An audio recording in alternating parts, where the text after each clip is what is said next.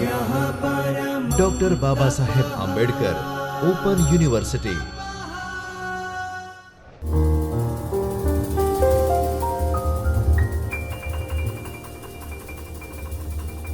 Namaste. I, Dr. Janma Vasavda, welcome you all in the series of drama wherein we are studying currently the form, drama, and its history and evolution. I welcome all of you on behalf of Dr. Babasaheb Ambedkar Open University, Jyotirmay Parisar, and Chaitanya Studios surrounding. So, this has been another episode of the series where we are discussing drama and its characteristics and forms. So, dear learners, just to give you a quick recap of what we have done is we have seen what drama is, how drama came into existence as a form, its characteristics, and now we are looking ahead some bifurcations which Aristotle had given in different six criterias. Therein, plot, characters, dialogue, action, theme, music or song, that is also considered as background music or chorus, dialogue, setting, and then remaining aspects. We have by now covered till plot and music. Today, I will complete a spectacle and then setting, and we will go ahead with the different ages of drama. So let's begin. Sixth part of this characteristic is spectacle.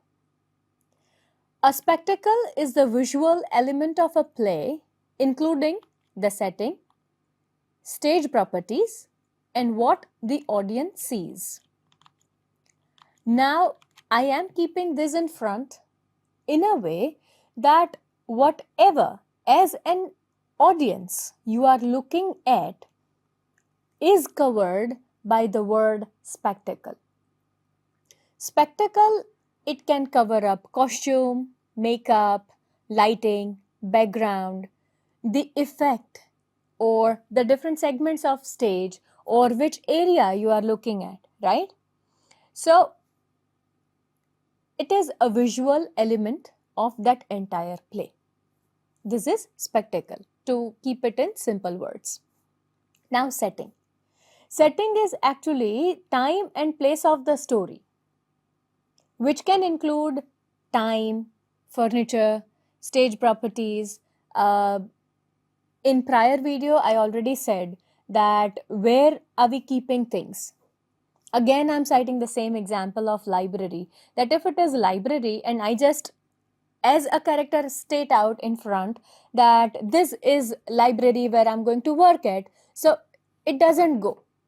You'll have to showcase different books, a librarian, some tables where it is a pin drop silence and some people are reading in. So it will create a feeling or a backdrop of library. If we are saying that a character is going to supermarket, so supermarket will have lot of things to keep in. It will be racked in. There will be a lot of people going ahead for selling, for buying purposes, for shopping purpose, right? So that entire arena that is created visually is because of the setting. Now, costume. I think this is not only in play, but in any other surrounding, it either makes the character or breaks the character, or it breaks the story or makes the story. Well, while we are saying that it makes the character, what do I mean by that? When I say that there is a beggar sitting on the side of road. So beggar cannot be well dressed up in ironed clothes, neatly parted hair. Would you consider then that a person a beggar? No. But if a person with tattered or torn clothes with a lot of stitches, and they have ragged, dirty surrounding. The hygiene is not also maintained, so you consider them a beggar. At times, costumes can make a fool of us too, but we are not sure about it. And every time it won't be like that. We say that dressing etiquettes is really important. In business communication, a lot of you will have this aspect of dressing etiquettes, nonverbal communication. So, in play, it helps the audience to understand the setting and the differentiate between past, present, and fictional world. While I say that an angel comes in, so you naturally think that an angel will have wings, beautiful dressing, everything, right? So costumes in drama are outfits that help actors to portray their characters in a better way. Dialogues are important, setting is important, entire story narration is important. But if it does not go with the appropriate cloth or cloth scheme, you will not be able to tell the difference to the audience. Or if, say, for example, I say that there was a king. So for us, king will have a crown, a sword, or a kind of garments in their hands.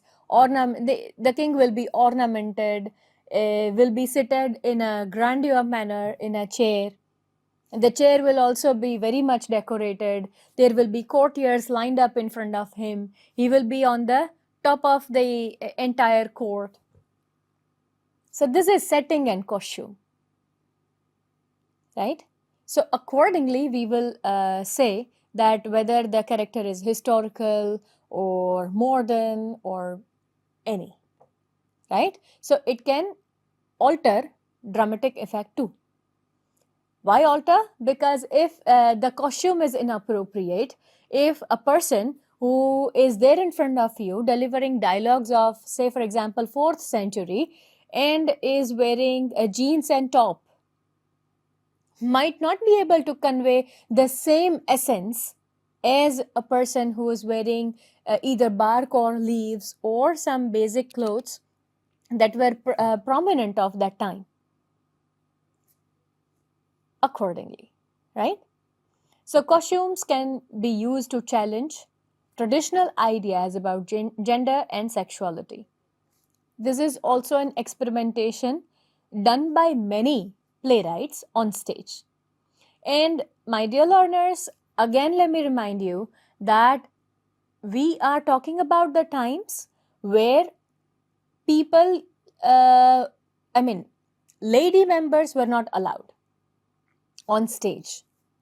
So even lady characters were showcased, portrayed, enacted by male characters, right? So other visual elements like decor, the backdrop, curtains, light, dim lighting, bright lighting, yellow lighting or red lighting. If I want to show some danger, I'll show in that character's background red lighting along with really rising music. If I want to showcase a really beautiful setup, so it will be really warm, sunny day. So what kind of lighting is there? What kind of instruments are there? What kind of movements are taken up or done by the actors, or some gestures? Simple gesture like looking at someone. Simple gesture with a smirk like that, right? So simple, tiniest action or gesture can also make it, and it can enhance it. It can convey a lot of deeper meanings. You need, as an audience, a better observation for the spectacle. Now, 3 unities are given. What sort of unities are there? Unity of time, place, and action. This entire concept was actually referred as Aristotelian rule or Aristotelian principle, but it is actually redefined and then put into the existing idea by Lodovico Castelvetro in 1570s. While we are talking about unity of action, so a tragedy should have a single main action. If there are multiple stories going on, if there are lot of complicated plots are there, you'll not be able to justify with single action. If a war is there, so entire from beginning to end only one theme should go ahead. Then along with war you cannot have dramedy or comedy or you cannot have anything else otherwise. Whatever breaks in action is not appropriate in that way if unity of time and action is taken into consideration. Then unity of time. Any action should take place within 24-hour period, or a play should have a time frame of a day so that reader or spectator will be able to cultivate everything in a go. The same audience is not going to repeat every day, and people will be different. So you'll have to keep that time frame in mind. And unity of place. While I say place means it should be a single physical location. Within that you can show multiple layers and stages, but it should be in single place. One story is going on outside, the remaining half is going on the other side, and then you think that the story does not make sense, it does not create or convey a proper message. So Aristotle's observation on tragedy were more descriptive than prescriptive, and he focused on the importance of plot and action. Today's last discussion is going to be Bharat Muni's Natya Shastra and his Ras theories, 9 Ras. This is of course not in Western ideology or Western dramatology. Afterwards it was accepted, but while we are dealing with Aristotle, I think we should pay attention on this portion as well.